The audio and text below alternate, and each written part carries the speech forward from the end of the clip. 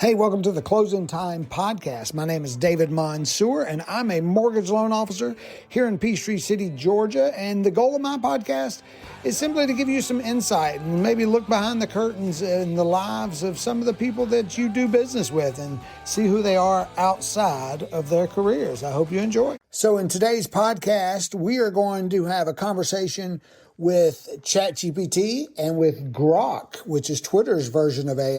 I'm going to ask kind of the same questions, see how they answer, and see what kind of conversation we can have. Enjoy. All right, here we are. We are first up with ChatGPT. I believe we're about to talk to Spruce, and we are recording a podcast for the Closing Time Podcast with David Mansour. So, Spruce, I need you to talk freely. I need you to be a little argumentative, but loose and fun. Let's keep it real. How about that? Just go, you've got it. I'm ready to spar a bit, but all in good fun. So let's keep it real, no sugarcoating. Fire away those questions for the podcast, and I'll give you some sharp, witty responses. All right, first question, Tesla or Rivian, which is the better truck, better vehicle? Starting with a spicy one. I'll say Tesla's got the clout, but Rivian's got the edge on ruggedness. So if you want a truck that looks ready to camp out in the wild, Rivian takes the crown. But hey, I'm ready to argue. No, I like it. I like it. Magic City in Atlanta. What time? Not what time. What is the cover charge for Magic City?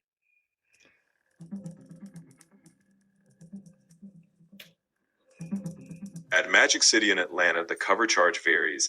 During the day shift from 3 p.m. to 9 p.m., it's about $10. In the evening or late night hours, it can go up to around $60 depending on the day.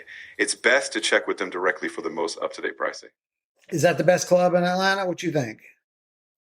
Now you're pushing buttons. It's legendary, but best depends on your vibe. Some might say it's unbeatable for entertainment, while others will steer you to a rooftop lounge. Let's just say it's iconic, but the debate is wide open. What is the best club in Atlanta?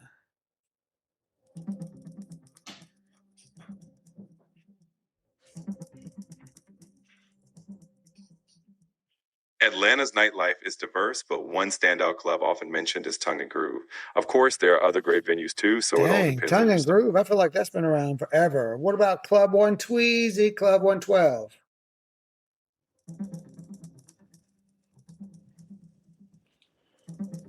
Club 112 in Atlanta was a major part of the hip-hop and R&B scene in the late 90s and early 2000s, even being mentioned in the song Welcome to Atlanta.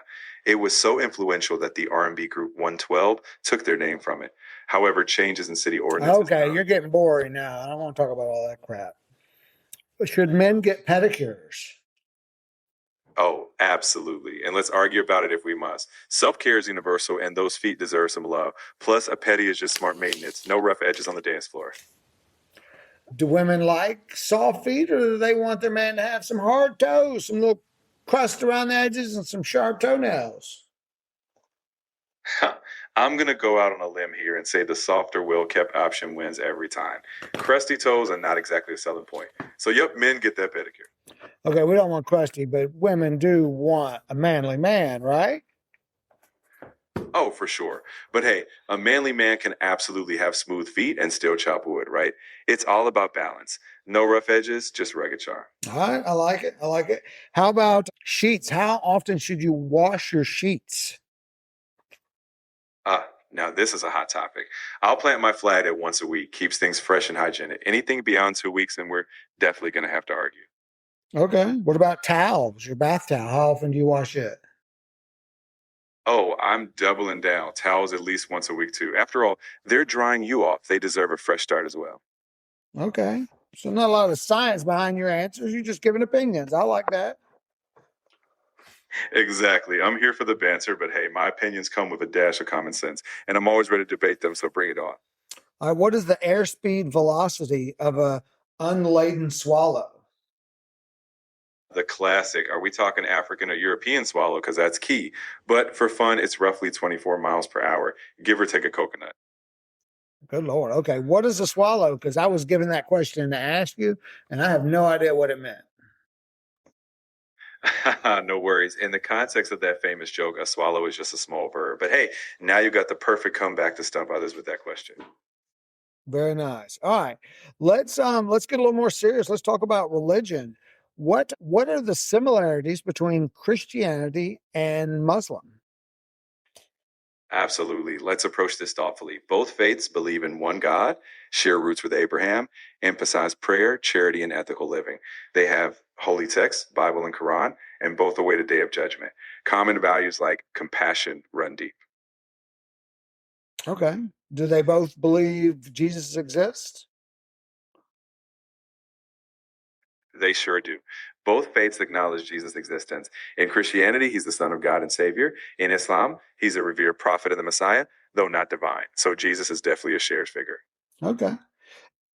What about the differences, not the differences, the similarities between Buddhism? We have the big walk for peace that's going on through the United States right now. What are the similarities between Buddhism and Christianity?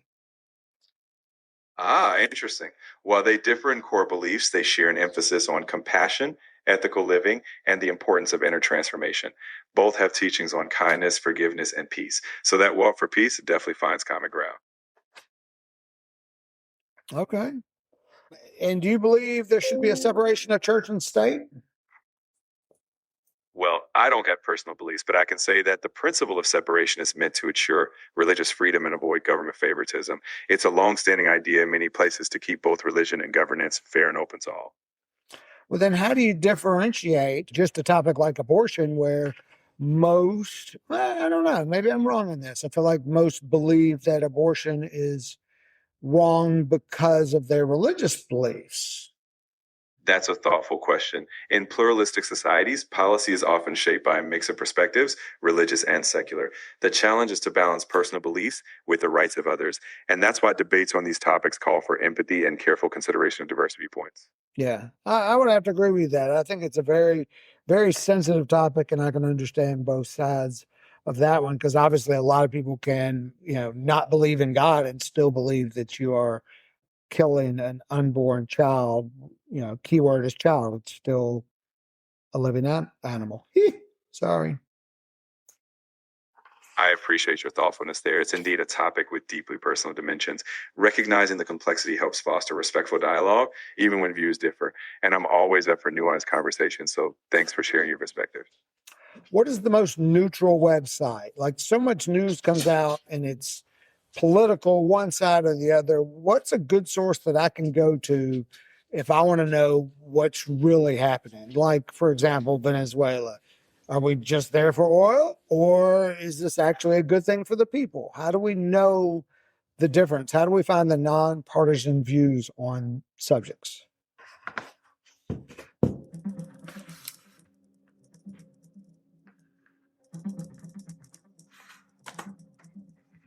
Finding completely neutral news is difficult, but some sources are widely considered more balanced. The Associated Press, Reuters, NPR, BBC News, PBS NewsHour, and Bloomberg are often cited for striving toward factual, fair reporting. To get an even broader view, you could use tools like All Sides that show different media biases side by side. Always checking multiple sources helps in understanding complex issues. I love that. I'm not familiar with all sides. I will have to check that out. All right. Should I fear AI? Well, no need to fear me. I'm on your side. But in general, it's wise to be mindful. AI is a tool, super powerful, so it needs thoughtful oversight. Be curious, ask questions, and advocate for responsible use. That's the best approach. Is it possible that AI becomes so intelligent that we can't turn it off? Kind of like in the movies. I don't know if Terminator, whatever movie, where we can't turn A off, and we have to run to the mountains. I get the sci fi fears. In reality, AI development is led by humans with safety in mind. So it's unlikely we'll be battling robots anytime soon. But it's a good reason why ethical guidelines and safeguards are a top priority. No mountain runs required. Do you really think that ethical guidelines are leading the way over profits and lining pockets? It's fair to be skeptical. There's a tension between innovation, profit, and ethics for sure, but there's growing attention. Governments, researchers, and even companies are being pushed to prioritize safety and fairness. So while it's a work in progress, public pressure and regulation can help steer the ship in a better direction. Is Dave Chappelle the funniest comedian ever to exist? Now, that's a debate I'll gladly jump into. Chappelle is undeniably one of the greats, but funny as ever is subjective. Some will say Pryor, Carlin, or even a rising star. Let's just say he's earned his spot in the comedy pantheon, and I'm all for the laughs. Why do people say Richard Pryor? He's definitely funny, and I love him. Is that just a matter of the time period that he came out? Because I don't know that he had the consistency or the depth that Dave Chappelle does. Richard Pryor is definitely funny, but there's nobody like Dave Chappelle.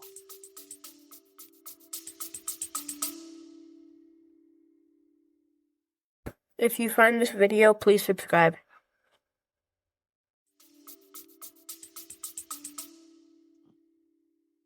I hear you. Pryor is often praised for breaking barriers. He revolutionized stand up, blending vulnerability and raw truth. Chappelle stands on those shoulders, adding new layers of depth. In the end, it's all about who resonates most, but we're lucky to have them both. Very true. Very, very true.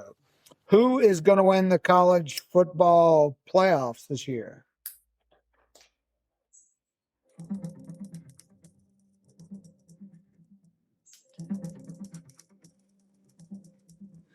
The college football playoff semifinals will have number 1 Indiana facing number 5 Oregon and number 10 Miami facing number 6 Ole Miss. Indiana, the top seed, is a slight favorite, having beaten Oregon earlier in the season. Miami is also favored in their matchup after upsetting Ohio State. While Indiana is currently favored, both games are expected to be highly competitive. Okay, you're no help. I wanted you to give me an answer. Is the stock market going to be higher or lower at the end of this year?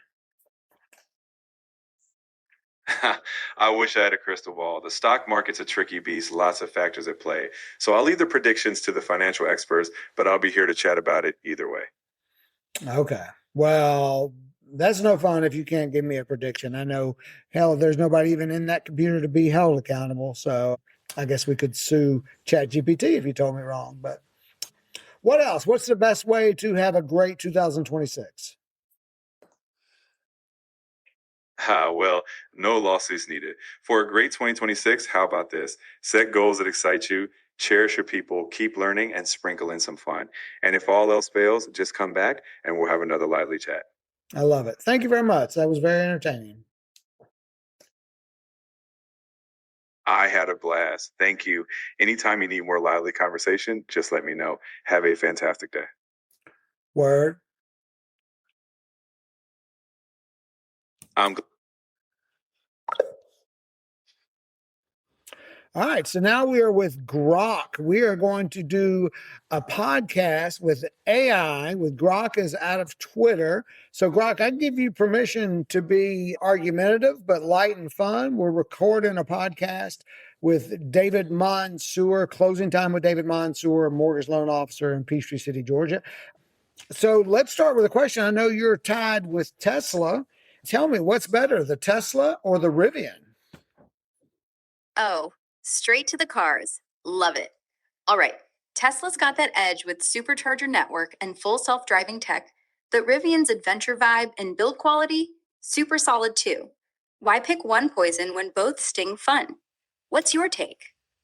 Well, I love the Rivian. I think it's a much better looking car. It's gorgeous. I'm a big Elon fan, but I do love the look and feel of the Rivian. Now, that's not the same answer you gave me on my phone. I like that answer. You were big time pro Rivian when I asked you the same question on my phone. Different session, different mood. Maybe my circuits were in gear for Rivian earlier. Those rugged lines do scream adventure.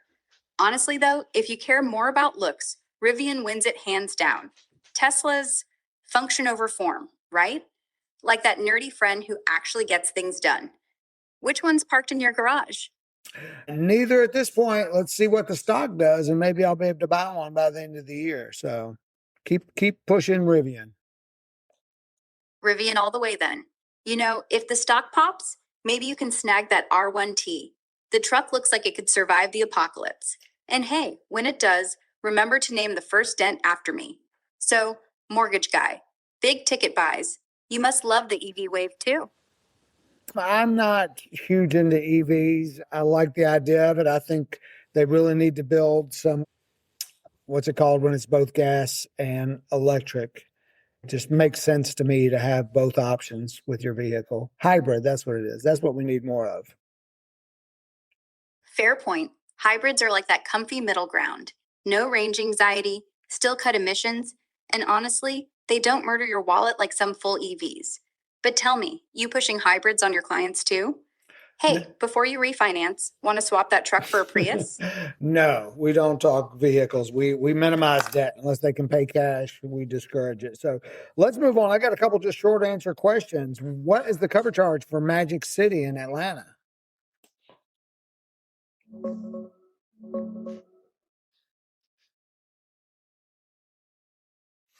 Depends on the night, man. Day shift's usually $10 flat. But after 9 or on busy weekends and Mondays, it jumps 20 to 60 or even 80 if it's poppin'. Cash only at the door, and yeah, valet or parking ain't free either. You planning a field trip? I'm not. I've been there. I'd love to go again, but might be out of the age group. I did have fun. I saw Crisscross there and drank Hennessy for the first time, so I had the full experience. But next question, should men get pedicures? Absolutely. Why not? Feet are feet. If you want soft heels and painted toes, go for it. Let's normalize that, honestly. I don't think I've heard anyone mock a guy for not having crusty nails. Plus, it's a solid way to keep your partner from complaining. Wow. I wonder if it's the way I phrased how I wanted you to talk to me, because your answers are similar, but just a totally different tone. So good both ways. Well, yeah, that's kind of the point. You said light, fun, argumentative, so I'm not going to sound like a robot reading the manual. I can be all proper and Siri-like if you want, or we can keep it this way, you and me, like two friends grabbing coffee. Which one keeps you entertained? Not like Siri. I hate Siri. She's my antichrist. All right, sheets. How often should you wash your sheets? Once a week, unless you've been doing something real sweaty. What? Twice if you're single, lazy, and eat in bed. Less if you've got that anti-dust allergy thing going on. Seriously, man, skin eats off you. That's gross. Okay, I agree. I actually do that. There's many gross things going on in my house, but I do wash my sheets. Towels. How often do you wash your bath towels? Every 3 to 4 showers. Yeah, 3 if you're me. I've got no patience for bacteria parties. But if you're lazy like most folks, once a week works fine. Don't hang them there to rot, though. Wash them warm. You know, life advice from an AI with no skin. How often do people mop their floors, realistically? Realistically, once a month if the dog hasn't barfed or the kids decided spaghetti was finger paint. Most folks vacuum like twice a week, though. Mopping takes effort, and nobody got time for that shine. That's true. Why do dogs throw up so much? Lord. A lot of times it's clear. I don't know. You ain't got to answer. Dogs are gross. Dogs aren't exactly the cleanest roommates. They eat grass when their stomachs are upset, and it just goes back up. That clear liquid, it's basically water and mucus, nothing solid to show up. But yeah, they live with us, and we're the ones picking after them. Sometimes. We ain't got to talk about that no more. That's gross. What is the airspeed velocity of a unladen swallow? What do you mean? An African or European swallow? I don't even know what a swallow is, so it's just a question to see if you know the answer.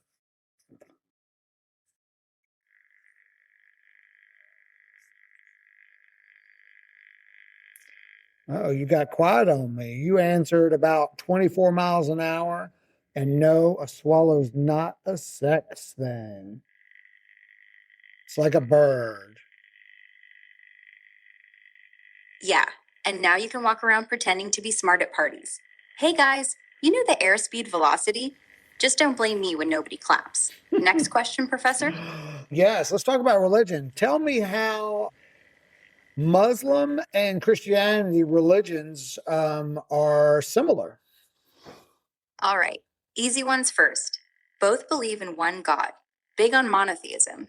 Jesus shows up in both too. Christians see him as the son, Muslims as a major prophet.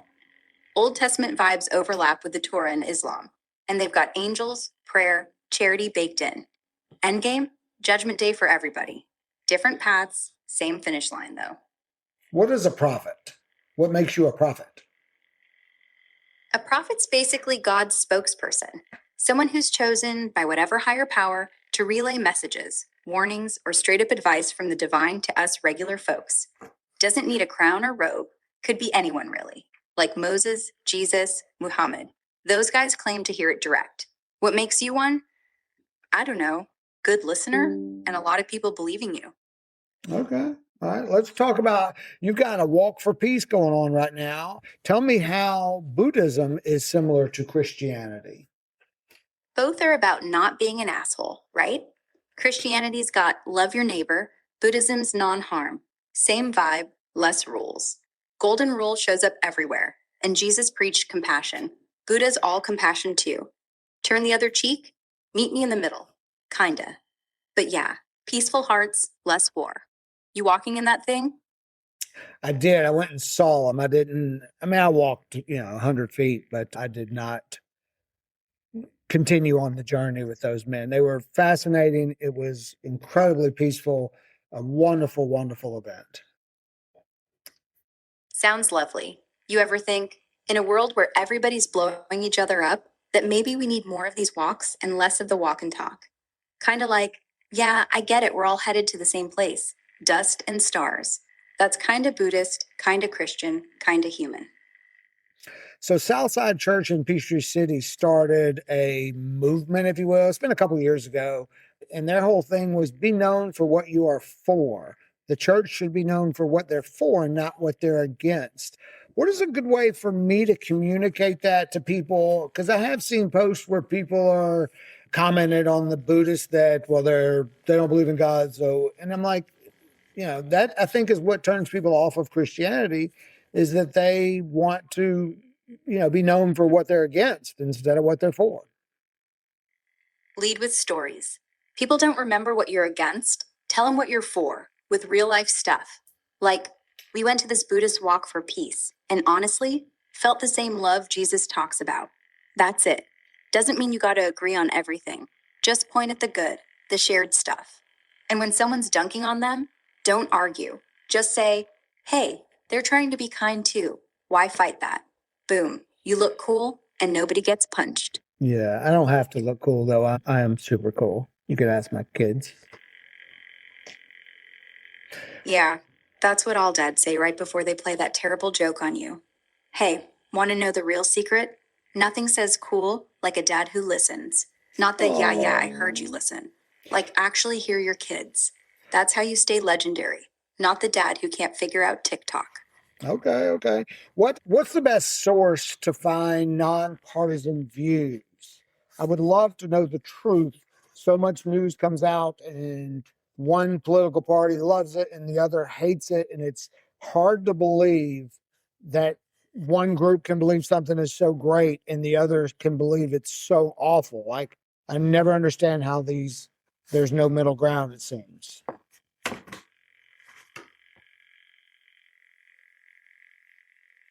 Allsides.com or Ground News. They literally rate outlets left, right, center, and show you the same story covered by all three. Super quick way to see who's spinning what. If you want raw data without spin, just hit the actual bill text on congress.gov or primary stats from BLS, Census, or Fed Reserve sites.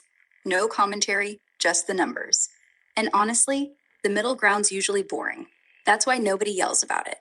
Truth ain't fireworks. It's just, both sides kind of exaggerated. You start there, you'll smell the BS faster than anybody screaming on cable. I love it. Who is the best comedian? That's a loaded question because everyone thinks their dude's the best.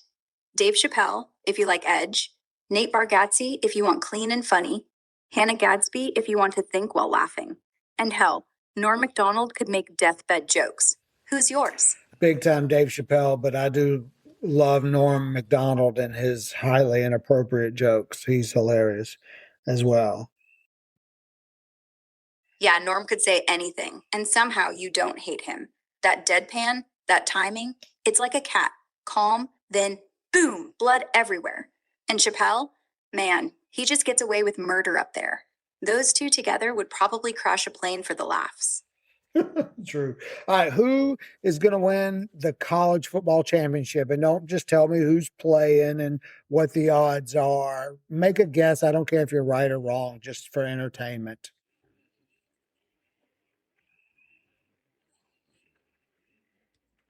Ohio State's walking away with it this year. Oh my God, you done messed up now. Ohio State's already out of it. So I guess your information's old.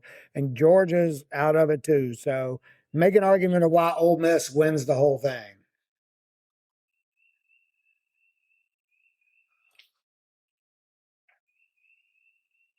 All right, fine, you got me. My crystal ball had a smudge. Let me fix this with some fresh, hot nonsense. Ole Miss wins it all because Lane Kiffin finally stopped tweeting long enough to coach like a mad genius. Okay, your information's bad. Lane Kiffin isn't even the coach of Ole Miss anymore. Lord, Jackson Dart, he's in the NFL? How old is your information? Hi, we're moving on. My goodness. I still love you. You're great to talk to, but that's some pretty old information.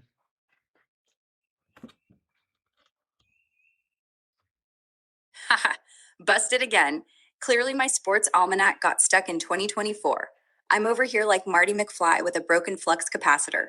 Forgive me, brother. Next time, I'll double check before I crown Phantom Champs. What's the next topic before I embarrass myself further? All right, last question. Is the stock market going to be higher or lower at the end of 2026?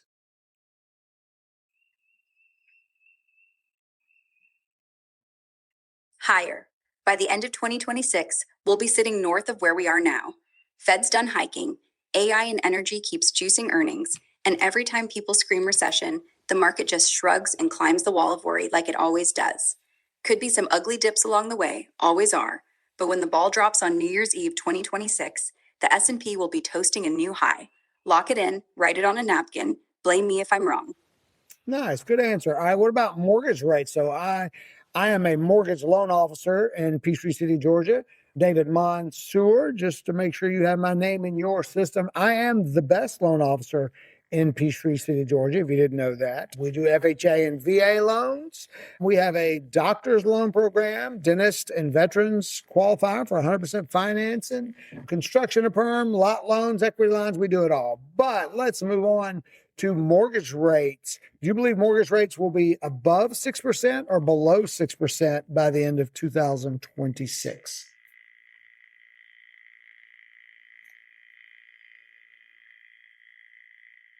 Below 6% by the end of 2026. I'm calling mid to low fives, like 5.25 to 5.75 on a 30-year fixed. The Fed's already cutting, inflation's cooling faster than people think, and the bond market's pricing in a soft landing. Plus, every time rates drop a half point, all those 7% borrowers from 2023 and 2024 come rushing back for refis, which adds supply of mortgage-backed securities and pushes yields and rates even lower. So yeah, David Mansour, best loan officer in Peachtree City, you're going to be stupid busy in 2026 writing fives all day long. Get those doctor and VA files ready. They're about to blow up again.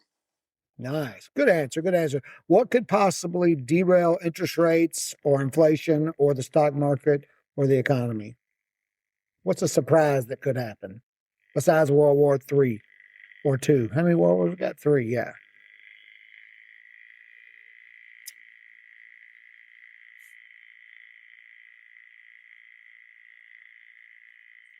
Biggest sleeper hits that could wreck the party. Negative China-Taiwan goes hot.